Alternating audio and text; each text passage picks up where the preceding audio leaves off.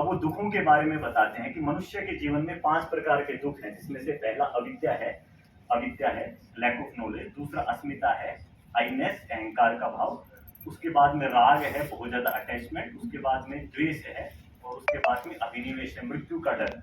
अब जो रोगी होता है उसमें जो ये 5वां दुख है, ये बड़ी तेजी से और बहुत ज्यादा एक्यूमुलेट होता है, अभिनिवेश, मृत्यु का डर, मैं कब मर जाऊं। अब इसका समाधान भी ऋषि पतंजलि जी ने बताया। उन्होंने कहा कि अगर आप कलेशों को, दुखों को कम करना चाहते हैं तो आप एक काम करना शुरू करें। क्या करें? तस्य वाचकः प्रणवः। उन्होंने समाधान बता दिया। उन्होंने कहा कि ओमकार का जप करना शुरू करो यदि आप कलेशों को तनु करना चाहते हो। तो इसका मतलब क्या है कि जो ओमकार का जप करेगा उसके अंदर से मृत्यु का भय खत्म हो जाएगा। ये हमारे स्क्रिप्चर्स कहते हैं, तस्य वाचकः प्रणवः। और उसके बाद में ईश्वर का गुण बताया गया कि हम बार बार में जब ओमकार का जप करेंगे, क्योंकि ईश्वर जो है वो एक विशेष आत्मा है, उसमें ये ईश्वर के गुण बताए हैं, जो कलेश से, दुखों से, जो जिसको कोई फर्क नहीं पड़ता। विपाकः, उसके फलों से कोई उसका जो है उनको कोई वो नहीं होता।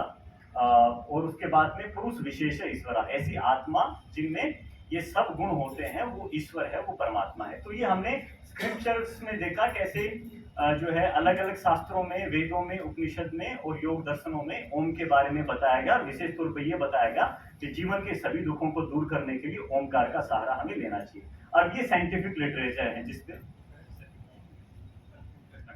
ये साइंटिफिक लिटरेचर है जो ये हमें बता रहा है कि ओमकार का जप करने से, जो अभी तक साइंटिफिक लिटरेचर जो निकल के आया है, 2-3 बातें हैं। पहली बात तो ये है, ओमकार का जप करने के बाद में जो नर्वस सिस्टम का, जो पैरासिम्पैथिक नर्वस सिस्टम एक जो अंग है, उसकी एक्टिविटी बढ़ती है।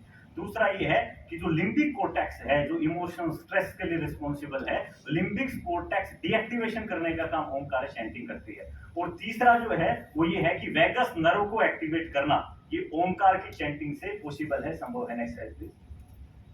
ये जो neuro haemodynamic correlates of Om chanting indicate limbic deactivation जो हमने चर्चा करी है, तो इसका मतलब क्या? इसका मतलब ये कि ओमकार चैंटिंग करने से मन शांत होता है, वैगस एक्टिविटीज बढ़ती हैं, लिम्बिक कोर्टेक्स की एक्टिविटी डीएक्टिवेट होती है, पैरासिम्पैथेटिक नर्वस सिस्टम की एक्टिविटी इनहेंस होती है।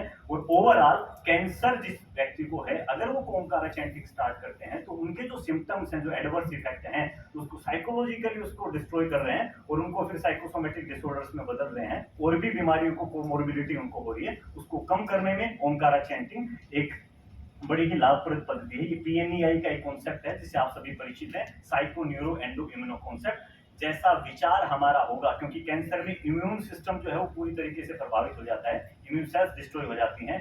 ओमकार चैंटिंग से साइकोलॉजी आपकी अच्छी होती है, फिर आपका नर्वस सिस्टम अच्छा बनता है, हार्मोन्स का, एंडोक्राइन सिस्टम में हार्मोन्स बैलेंस रहते हैं, और ओवरऑल ओमकार का चैंटिंग आपका इम्यूनोमोडुलेशन करने में सहायक होता है।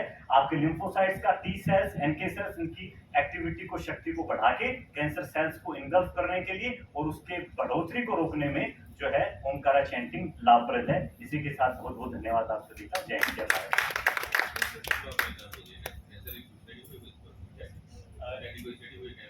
इसमें सर योगा जो मॉड्यूल है उसमें ओमकार चैंटिंग के साथ आगे की कोई स्टडी नहीं है, तो ओमकार हमने इसलिए करेंगे प्रपोज हाइपोथेसिस है ऑलरेडी।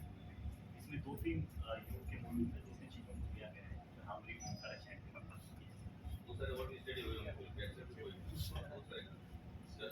हाँ, साइकोलॉजिकल वेरिएबल्स स्टडी है वो सारी